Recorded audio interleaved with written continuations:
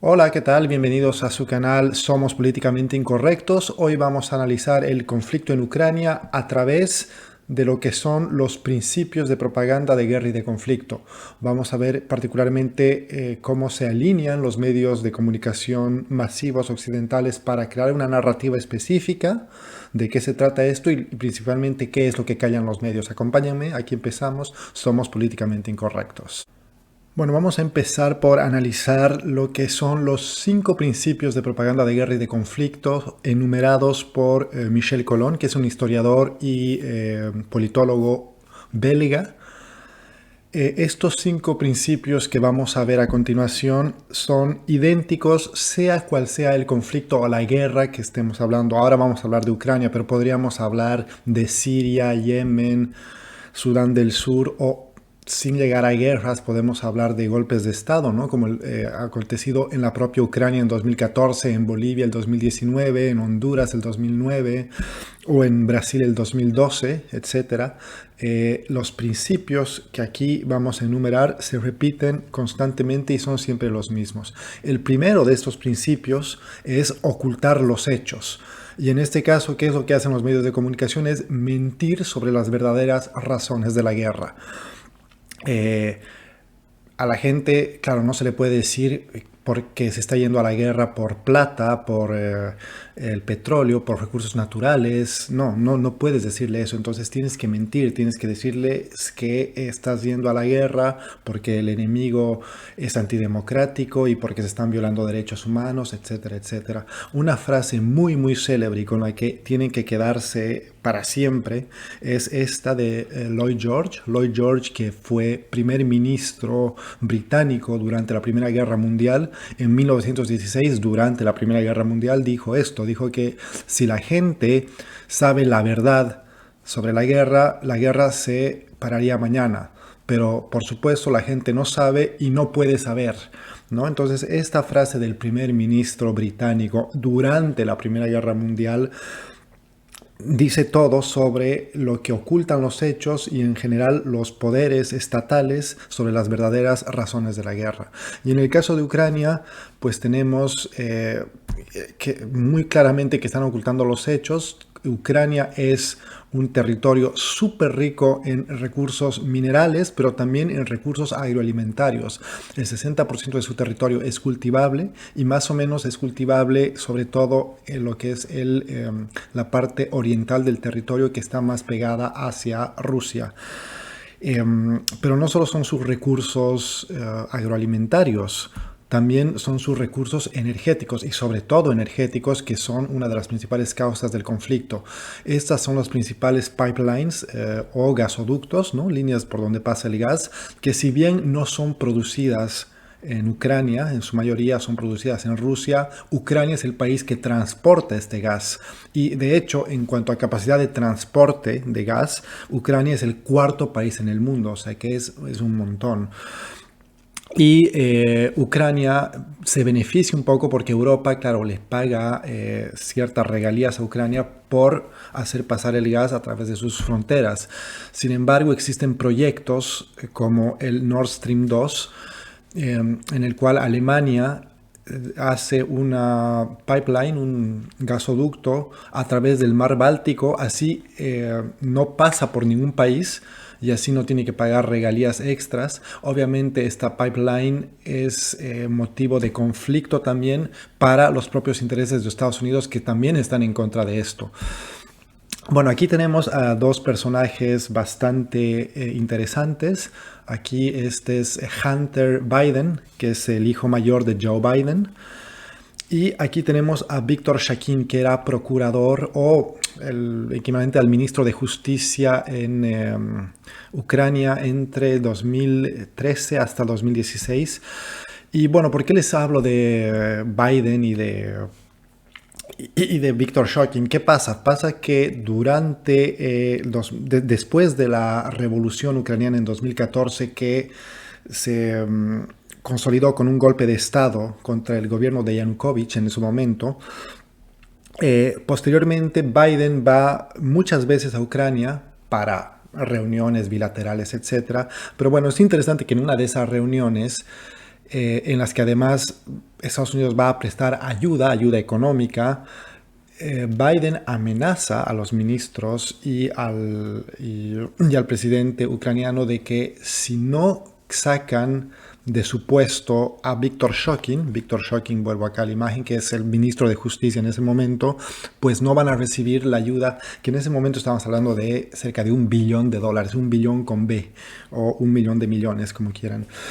Que no es poca ayuda, y el resultado de esto fue que a las 6 horas o en menos de 6 horas sacaron al ministro de Justicia. Este ministro de Justicia en realidad estaba involucrado en supuestos casos de corrupción, pero y esa es la versión oficial, lo que te dice la prensa. Lo que pasó en realidad es que él empezó a investigar a la firma Burisma, que es la principal productora de gas y de petróleo en Ucrania. Entonces, al estar involucrado, porque, bueno, ¿qué tiene que ver Hunter Biden, perdón, es uno de los miembros del comité directivo de Burisma. De hecho, se sabe que recibía un salario por estar ahí en el comité ejecutivo de aproximadamente $50,000 al mes, lo que no es poco, ¿no? Entre 2014 y 2019. Y evidentemente son los conflictos de interés que hay ahí adentro. Es decir, ¿por qué el hijo de Biden, actual presidente de los Estados Unidos, es miembro de la mesa directiva de una empresa ucraniana de extracción de gas, habiendo todo el escándalo de corrupción detrás, en el cual finalmente se echa a Víctor Shokin, porque Víctor Shokin es el que empieza a investigar no solo a Biden, sino a grandes oligarcas ucranianos sobre lavado de dinero y prácticas antieconómicas que hace en definitiva Burisma. Entonces aquí es lo primero es cómo mienten sobre los hechos y cómo que no te van a decir que la guerra es por el gas, y menos aún ocultar esta historia que ahora mismo está volviendo a salir a la luz en Estados Unidos sobre las relaciones de Biden, de la familia Biden, con los grandes promotores de gas en Ucrania. El segundo gran principio de propaganda de conflicto y de guerra, entonces, es el mentir sobre el pasado, el ocultar la historia. Entonces ya hemos visto el primero, que era ocultar los hechos, pero ahora también vamos a ocultar la historia y vamos a distorsionar los hechos, vamos a distorsionar el pasado. Y aquí tomo una frase célebre de Joseph Goebbels sobre la gran mentira, y es que una mentira repetida adecuadamente 1000 veces termina convirtiéndose en verdad. Una noticia que a mí me sorprende, porque los medios de comunicación directamente no hablaron de ella, o si hablaron fue, pero muy de casualidad realmente, fue una votación que tuvo lugar en la Asamblea Permanente en la Asamblea de Derechos Humanos, de la ONU, sobre combatir la glorificación del nazismo, neofascismo y nuevas formas y formas que involucren xenofobia o llamen a la violencia contra grupos étnicos, ¿no? Entonces, esta votación tuvo lugar en el 16 de diciembre de 2021, o sea, hace 3 meses. Y de los 193 países que votaron, la mayoría, obviamente 130, votó a favor de esta resolución, de que hay que combatir, o sea, no se puede glorificar el nazismo, ni el fascismo, ni ninguna de sus formas. Sin embargo, llaman la atención dos cosas. La primera, los países que se abstuvieron. ¿Y quiénes se abstuvieron? Bueno, Europa. Europa se abstuvo en bloque, es decir, los 27 Estados miembros de la Unión Europea votaron en bloque a abstenerse. Al igual que todos los aliados occidentales de Estados Unidos, es decir, Canadá, el Reino Unido, Australia, Nueva Zelanda, etc., ellos también se abstuvieron. Y la razón en realidad de esta abstención, en el fondo, es que ellos, en realidad en Europa, bueno, te van a decir que no, como han sido ellos mismos colaboradores en su momento con el nazismo, no podrían estar en contra, bueno, te van a sacar excusas bastante ridículas para justificar su abstención. Y lo que llama la atención es los dos países que votaron a favor. Uno es Estados Unidos y el otro es justamente Ucrania. Y además no es la primera vez que Ucrania y Estados Unidos votan en contra de esta resolución, que ya es la tercera votación. La primera fue el 2014 y la anterior, si no me equivoco, el 2008. o en algún momento de la primera década del 2000 en todo caso. Entonces, por tercera vez Ucrania vota que no. Y no es pues que es un error, no es por qué votó Ucrania que no. Y la razón por la que Ucrania votó que no es porque en Ucrania existen grupos nazis y fascistas en la vida pública y cotidiana, y estos actos de glorificación del fascismo son aceptados por la élite o las élites que gobiernan el país. Acá tenemos la imagen, este de acá es Stefan Bandera. Búsquenlo, Stefan Bandera, nazi ucraniano después de la Segunda Guerra Mundial. No, incluso empieza con las ideas nazis previa a la Primera Guerra Mundial y ya se consolidan después del conflicto mundial, y crea su partido, el Partido Nacional Ucraniano, un partido de extrema derecha, eh, el cual tiene manifestaciones hasta el día de hoy, y manifestaciones que se han dado durante el Euromaidán, durante el 2013-2014, en la pseudo-revolución, que en realidad fue un golpe de Estado totalmente maniobrado desde Washington y la Unión Europea para hacer que el presidente en ese entonces en ejercicio, Yanukovych, se vea obligado a fugar a Rusia y tome el poder. La Junta, la Asamblea, la Rada Suprema, que se llama en Ucrania, para elegir un gobierno que sea afín a los intereses de Estados Unidos y de la Unión Europea. Pero lo que llama la atención es que en estas marchas, en estas manifestaciones de supuestos defensores de las libertades y la democracia, porque eso es lo que te van a vender, tenemos sistemáticamente las banderas rojas y negras, que son banderas que simbolizan el partido nacionalista xenófobo ucraniano, y obviamente la imagen de Stefan Bandera, ¿no? Stefan Bandera, que hay que recordarlo, fue líder nazi ucraniano, que entre las políticas estuvo el exterminio de judíos, obviamente, como es la doctrina antisemita del nazismo, pero también persecución a minorías polacas y rumanas durante los años 70 y 80. Bueno, esto es lo que glorifican en Ucrania, y esto es una realidad. O sea, en Ucrania existe neonazismo, existe el nazismo, y esto igual se lo quiero decir a... no sé, escribí un artículo o varios artículos, pero bueno, uno en específico, hablando sobre la nazificación, no solo en Ucrania, pero en Europa, y muchas personas, claro, saltaron a atacarme diciéndome, ni tú te la crees que Ucrania es nazi, que no sé qué, que tal, que la Rusia, bueno, o sea, lo siento, señores, no hay que creerse o no creerse. Esto es un hecho. El hecho de la votación en Naciones Unidas no es una casualidad. Los ucranianos son nazis. Existe, por lo menos en Ucrania, una gran población, parte de su población que sí es nazi, y sobre todo que son las élites las que apoyan a estas cabezas nazis. O sea que eso hay que decirlo, y esa es la otra cosa que ocultan los medios o que tampoco hablan lo suficientemente al respecto. Y entre estos grupos, obviamente nazis, se encuentran mercenarios y grupos paramilitares que trabajan junto al gobierno de Kiev.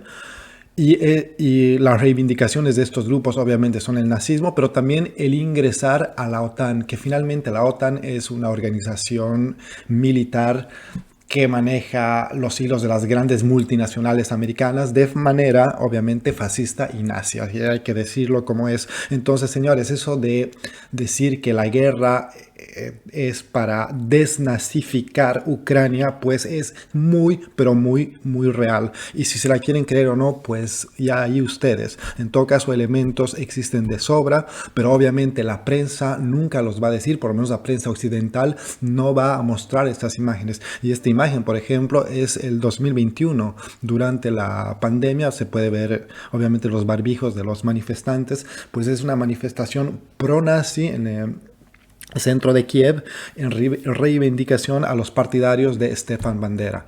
Entonces tenemos ya los dos primeros principios, ¿no? El principio de mentir sobre los hechos, y en este caso los intereses específicos que tiene la familia Biden en Ucrania, ya no solo Estados Unidos, pero la familia Biden. Y el segundo principio, que es mentir sobre la historia, sobre todo la historia del nazismo y la realidad de que Ucrania es un país donde la glorificación del nazismo está bien vista, y donde las élites les gusta esta forma de gobierno, esta ideología nazi. El tercer principio de la propaganda de guerra y conflicto es diabolizar al adversario. ¿Y de qué se trata? Se trata de mentir sobre el enemigo utilizando relatos de toda índole, difamatorios, exageraciones, fake news, y de lo posible de qué se trata de hacer de que tu enemigo sea Adolf Hitler. Si consigues hacer que en la opinión pública la figura del enemigo al que tú quieres atacar sea la de Adolf Hitler, has triunfado. Ese es el objetivo final de todos los medios de comunicación occidentales, mostrar al enemigo como a Hitler. Y en este caso es Vladimir Putin, pero en el pasado era Bashar al-Assad en Siria, o Gaddafi en Libia, o, no sé, Nicolás Maduro en Venezuela, o Evo Morales en Bolivia, o qué sé yo, quién más. Pero lo curioso es que, claro, estos diablos nunca son de las familias reales de Emiratos Árabes o nadie de la dinastía Al Saud en la península arábica, porque son aliados occidentales y obviamente no van a hablar mal de sus aliados, pese a que se cometen las peores atrocidades y violaciones de derechos humanos en esos territorios, pero ese es otro tema. En todo caso, el tercer principio de la propaganda de guerra y de conflicto, diabolizar al adversario. Y aquí pues tenemos toda una serie de memes y dibujos que se hicieron para mostrar que Vladimir Putin es el nuevo Hitler. Y las muestras no solamente se dan en la prensa escrita, prensa audiovisual, sino también en manifestaciones y en artículos de revistas, algunas revistas, llámense científicas, ¿no? O especializadas en temas políticos. El asunto es hacer pasar la idea y que esta idea se quede bien en la cabeza de la gente, que Vladimir Putin es el nuevo Hitler. Y no hay absolutamente discusión al respecto. O sea, es un hecho absoluto. Vladimir Putin igual Hitler, o incluso peor. Entonces, ahí ya tenemos nuestros tres primeros principios, ¿no? Mentir sobre los hechos, mentir sobre la historia, diabolizar al adversario, y nuestro cuarto principio es de invertir roles. Y en esto son expertos para hacer que las víctimas sean vistas como opresores y los opresores sean vistas como las víctimas. No sé, o sea, tenemos 1.000 millones de ejemplos en la historia sobre esto. El ejemplo más claro para mí es Palestina e Israel, ¿no? Que muestran a los palestinos y en este caso a grupos como Hamas, y otros como verdaderos terroristas, y que el Estado de Israel tiene todo el derecho de protegerse de estos actos vandálicos cuando, por favor, o sea, son niños con piedras contra tanques y toda la armada militar sionista de Israel y la prensa, no solo el Estado israelí, y en este caso su principal aliado, Estados Unidos, tiene interés en mostrar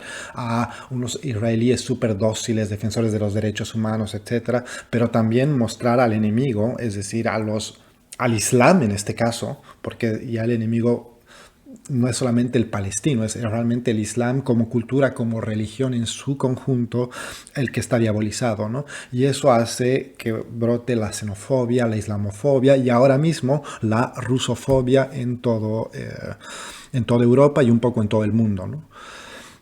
Bueno, acá tenemos dos personajes de mis favoritos que los voy a mencionar mucho en los diferentes programas y emisiones que vaya haciendo al respecto, no solamente del tema ucraniano, en general de geopolítica y conflictos internacionales, porque son las dos piedras, o dos por lo menos, de los personajes fundamentales de lo que es la política exterior norteamericana hasta el día de hoy. Uno de ellos seguramente, y lo conocen bastante bien, es Henry Kissinger, que fue secretario de Estado, o lo que es el equivalente del Ministerio de Relaciones Exteriores de Estados Unidos, sobre todo durante la administración de Richard Nixon. O sea, él es más del lado de los republicanos, aunque la política exterior americana, seas demócrata o republicano, es básicamente la misma, ya lo vamos a ver. Y es el que diseñó las principales tácticas militares que utilizó y empleó la CIA, tanto en escenarios de África como de Latinoamérica, para luchar durante la Guerra Fría contra el enemigo soviético, ¿no? Y lo dice, o sea, en documentos desclasificados que que tenemos de la CIA, o sea, Harry Kissinger dice muy claramente que el enemigo es el soviético y no hay que dudar en poner gobiernos títeres, dictaduras, en este caso, en, em, en América Latina, y fue el caso, sobre todo el caso más célebre quizás sea el de Chile con Pinochet, pero no escaparon de esta imagen de dominación también países como Bolivia, Paraguay, Brasil o la Argentina, y obviamente todas las guerras de independencia que hubo, guerras de independencia fracasadas sobre todo, ¿no? Que hubo en África, y la posterior maquinaria estadounidense poniendo a gobiernos títere serviles a sus intereses. Entonces el primero es Harry Kissinger, y el segundo, que quizás no es tan conocido, pero es más fundamental, quizás porque es súper importante, es Zbigniew Brzezinski. No sé ni siquiera si lo estoy pronunciando bien. En todo caso es un alto mando y un agente secreto de origen polaco, es de origen polaco, que ha trabajado igual en la CIA y sobre todo en las administraciones de Lyndon Johnson y Carter, Jimmy Carter. O sea que él es más del lado demócrata, ¿no? A diferencia de Kissinger. También fue secretario de Estado, me parece, y si no fue secretario de Estado, ha estado siempre muy cerca de quienes fueron secretarios de Estado americanos para los demócratas, sobre todo estudiando el caso euroasiático, ¿no? Y la importancia de tener un control geoestratégico en todo lo que es la parte euroasiática. Ambos, tanto Henry Kissinger como Zbigniew Brzezinski, escribieron dos de las obras más importantes que son, hasta el día de hoy, cómo se maneja la política exterior norteamericana. Una de ellas es Orden Mundial, de Harry Kissinger, que te explica sobre todo la política exterior americana desde finales de los 60, principios de los 70, con lo que ya les dije, ¿no? Las dictaduras en Latinoamérica, hasta principios de los 80. Y Brzezinski, con el Gran Tablero Mundial, te explica un poco la continuación justamente, y es... este libro particularmente yo les diría que es hasta ahora es la Biblia de la política exterior norteamericana, este de acá, el Gran Tablero Mundial de Zbigniew Brzezinski. Entonces por eso les tengo acá esta foto, acuérdense bien de él, es un personaje fundamental. Y ahora me voy a salir un momento de la presentación porque aquí justamente viendo el tema de Brzezinski. Claro, acá tenemos, tengo acá la copia del segundo capítulo del libro del Gran Tablero Mundial de Brzezinski, que es un libro que lo publicó el año 96-97, es decir, ya estaba fuera de funciones. Y ya la Unión Soviética había dejado de existir, es decir, que ya teníamos Rusia y los nuevos 15 estados de la ex Unión Soviética, ¿no? Los países bálticos, Bielorrusia, Ucrania y todos los países que están en la meseta del mar Caspio. En todo caso, en este libro y en este capítulo sobre Euroasia, lo que nos dice Brzezinski, y que es muy claro, es que existe un espacio, lo que él llama el espacio medio, que es en realidad que es Rusia, ¿no? El espacio medio en lo que es el continente euroasiático, ¿no? Que es como un solo conjunto. Para él, si el que domina, la potencia que pueda dominar la parte oriental de Europa va a tener dominio hacia el espacio medio. Y si dominas el espacio medio, vas a poder dominar el espacio sur y el este, ¿no? Y con él dominar todo el continente euroasiático. Entonces, ¿de qué se trata? Es como Estados Unidos no tiene presencia física en Euroasia porque no existen territorios americanos acá. La estrategia consiste en debilitar a tu enemigo. Entonces lo que van a hacer es tratar de debilitar a Rusia, pero también Europa, porque eso está muy claro, está muy, muy claramente escrito que Europa es un enemigo de Estados Unidos, obviamente, y que también hay que debilitarla. Entonces el objetivo es tratar de controlar este espacio a través del debilitamiento para los americanos, e incluso en las tesis de Brzezinski en algún momento se propone cortar a Rusia en tres, ¿no? Una Rusia europea, ¿no? Que está por acá, todo lo que es Siberia y más bien toda la Rusia más de origen mongol, ¿no? Que sería la parte más bien que está hacia el sur. Entre las cosas interesantes que dice Brzezinski, y esto, como les digo, esto lo escribió el 96, o el libro se publica en el 96, las ideas evidentemente son anteriores y tienen relevancia hasta el día de hoy con el conflicto actual en Ucrania. Y bueno, lo que les acabé de decir, ¿no? Quien gobierne Europa Central dominará el Herland, ¿no? La Tierra Media.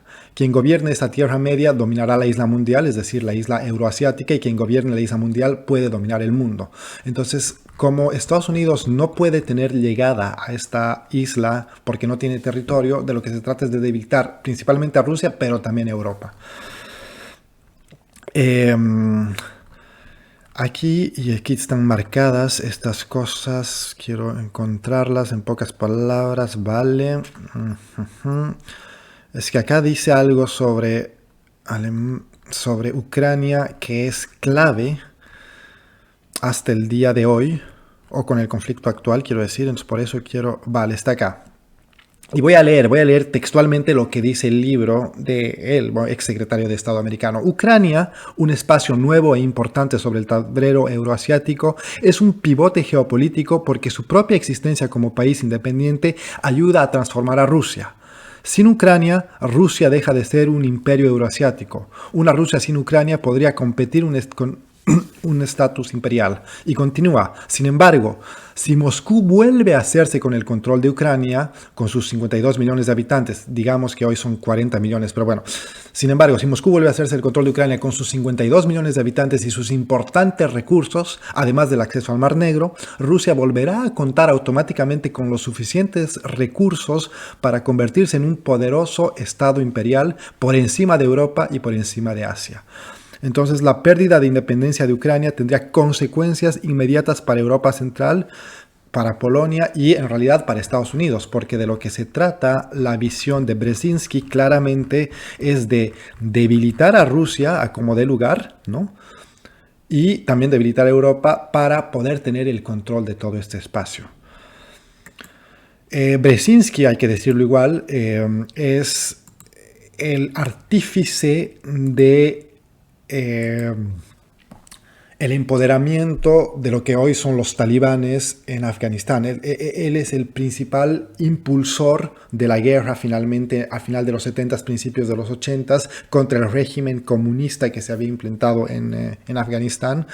Y él es el principal financiador, quiero decir, el principal artífice de que haya tanto financiamiento hacia grupos terroristas armados en Oriente Medio y lo que finalmente fue Al Qaeda, ¿no? Y todo lo que es Osama Bin Laden, etcétera, y también lo que son los talibanes hoy día y los yihadistas en todo lo que es Oriente Medio. O sea, que él es el artífice principal de toda esa guerra y finalmente de todo el descalabro que significó para los Estados Unidos el año pasado la salida de Afganistán, de Estados Unidos de Afganistán.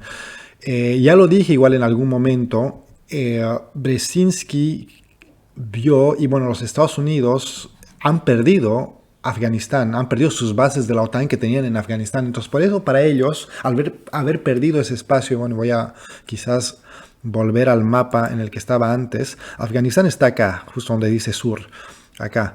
Entonces, al haber perdido las bases que tienen acá, Irán no es un país favorable. Y si bien tienen bases en Kirguistán, Tayikistán, Turkmenistán, no son regímenes que son forzosamente favorables a Estados Unidos. Entonces, Estados Unidos ha perdido ya esta parte del sur prácticamente en los hechos. La parte del este es China, punto. Y lo único que le queda es el oeste. Entonces, para Estados Unidos es fundamental tener a una Ucrania favorable a sus intereses, ¿no? Y ahí lo tienen bastante claro y bastante visual, ¿no? Pero bueno, otra cosa que hay que hablar igual sobre este tema es sobre vale, ¿dónde tenemos acá?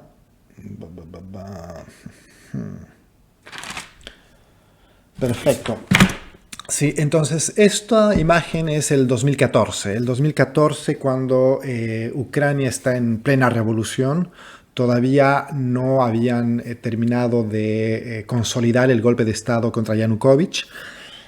Y el que tenemos acá es Geoffrey Piat. Geoffrey Piat, que es quien era embajador de Estados Unidos en Ucrania. Y la que tenemos acá es Victoria Nuland. Victoria Nuland, que es que era, perdón, la responsable de, durante la administración de Obama, de los asuntos extranjeros en Europa y en Asia. ¿Qué pasa? Que a principios de 2014 se filtra una llamada, una llamada de comunicación que hay entre estos dos personajes, ¿no? Entonces, Piat, embajador de Estados Unidos en Ucrania, le dice a Nuland, tenemos que calmarnos un poco porque aquí en Europa no están muy de acuerdo con esta revolución por las formas de la revolución, es decir, porque hay mucho fascismo, hay grupos de choque nazis y hay la glorificación de imágenes como la de Stepan Bandera, que ya vimos, y en el fondo la realidad no más, que en Ucrania una gran parte de la población es de ideología nazi, es una realidad, así de fácil. Entonces aquí, claro, Piat le pide, ¿no?, a Nuland que qué hacemos ahora con esta revolución, porque no están muy contentos nuestros amigos europeos. Y lo que dijo ella textualmente fue: Europa, go fuck yourself. O sea, se dijo fuck you a Europa y se oye que no nos importa, o sea, vamos a utilizar lo que sea, no nos importa usar nazis, o sea, tenemos que recuperar Ucrania para el satélite europeo y para que Europa y para nosotros, ¿no? O sea, para que Ucrania sea un territorio nuestro o bajo nuestra tutela y defienda nuestros intereses. Y otra de las cosas interesantes que también se pudo oír, ¿no?, porque en esta filtración de esta llamada no solamente es la actitud de Nuland y la actitud de Estados Unidos en general hacia Europa, ¿no?, de tratarlos como sus vasallos nomás, ¿no?, de decir, nos cagamos en lo que dice Europa, vamos a meterle nomás y a seguirle con los nazis porque ellos nos van a permitir tener el control de Ucrania, porque es eso. Pero además, Piat y Nuland tenían conversaciones sobre cómo va a ser el futuro gobierno de transición y quiénes sería bueno tener en el gobierno, quiénes en la oposición y por qué. Y ahí lo que se llega a... llegan a... porque aquí tengo, claro, está acá. Entonces llegan a filtrarse las conversaciones en las que esos personajes deciden que el candidato de centro en ese momento tenía que ser quien lleve las riendas y ocupe el poder. En cambio los otros, sobre todo al fascista y al de Partido de Bandera y al actual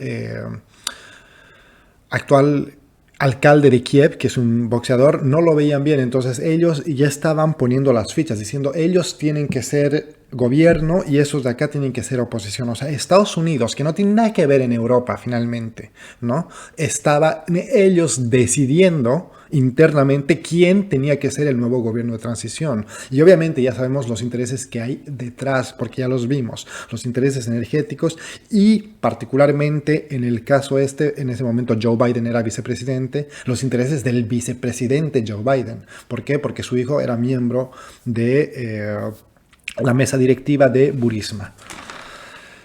Entonces, nada, entre las cosas que se hicieron, ¿no?, durante esta glorificación al nazismo fue, entre otras, quemar vivos a comunistas en la región de Lugansk y Donetsk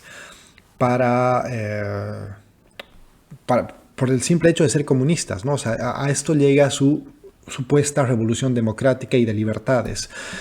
Y Piat, el embajador ucraniano, no dudó ni un segundo en tachar, en calificar como terroristas, con esas palabras, a todas las milicias prorrusas que hay en Donetsk y en Luhansk, ¿no? Bueno, eso. Entonces vimos ya los cuatro primeros principios de guerra, ¿no? Principios de propaganda de guerra, que es mentir sobre los hechos, mentir sobre la historia, diabolizar al adversario, intercambiar los roles, ¿no? de quién es víctima y victimario. Y en este caso es bastante, bastante claro, ¿no? O sea, finalmente están defendiendo un gobierno nazi, o un gobierno que tiene muchísimas facciones nazis y neonazis en su interior y en sus fuerzas armadas, pero te quieren hacer ver lo contrario. Y claro, te van a sacar, y con eso termino este punto, te van a sacar igual la historia de Zelensky, el actual presidente, como judío que sobrevivió, cuyo padre sobrevivió al holocausto y nazi y terrible, cuando no jodan, son ustedes mismos ucranianos los más nazis de toda Europa y los únicos en el mundo que glorifican las manifestaciones en favor del nazismo y en favor de la xenofobia y del odio y de la intolerancia. O sea que Zelensky, no me jodas, y medios occidentales no me jodan, porque está clarísimo. Finalmente, entonces, el último principio de propaganda de guerra y de conflicto es monopolizar el discurso. Y aquí estamos hablando de los medios de comunicación occidentales, sobre todos los mecanismos que existen para darte una sola versión oficial de los hechos, censurar sistemáticamente todas críticas que puedan haber hacia el régimen y el alineamiento de todos los medios de comunicación para decir lo mismo, evitando el debate público, ¿no? Entonces aquí tenemos, bueno, titulares, pero de lo más alucinantes sobre la guerra, ¿no? Que evidentemente, a ver, la guerra es un horror la guerra, ¿no? Nadie aquí está celebrando ni aplaudiendo a Vladimir Putin por haber invadido Ucrania, no. Sin embargo, de lo que se trata es de mostrar el grado de hipocresía de no solamente los poderes occidentales, pero de la prensa occidental en exagerar este conflicto, porque lo están exagerando más de lo que es, por los intereses que hay detrás, y en la manera de diabolizar a Putin como el peor déspota de la historia universal. Y obviamente parte de la hipocresía y del racismo es no hablar de los otros conflictos que existen hoy en día. Hay más de 50 conflictos armados en todo el mundo hoy en día. No es solamente Ucrania, hay más de 50 conflictos armados. Pero no hablan, no nos interesa. No nos interesa Palestina, no nos interesa Sudán del Sur, no nos interesa Yemen, no nos interesa Somalia, no nos interesa Afganistán, no nos interesa Myanmar. ¿Por qué? Porque son morenos, negros, chinos que se maten entre ellos. Está bien. Y ese es el trasfondo que hay cuando los medios de comunicación hablan sobre este conflicto ucraniano. Entonces, los titulares de prensa haciendo ver a Putin como Hitler y dando la única y sola versión verdadera, que es que el pueblo ucraniano, defensores de la libertad y de la democracia, han salido para luchar contra la opresión comunista, y Hitler, el nuevo Hitler que es Putin, pues bueno, si se la creen, bien por ustedes, pero su falta de espíritu crítico y realmente de cómo, no sé qué decirlo, o sea, realmente, pero al mismo tiempo no me sorprende, porque la mayoría de gente que se cree estos relatos es la misma gente que en el fondo quiere que este relato sea así, quiere que estos relatos sean así.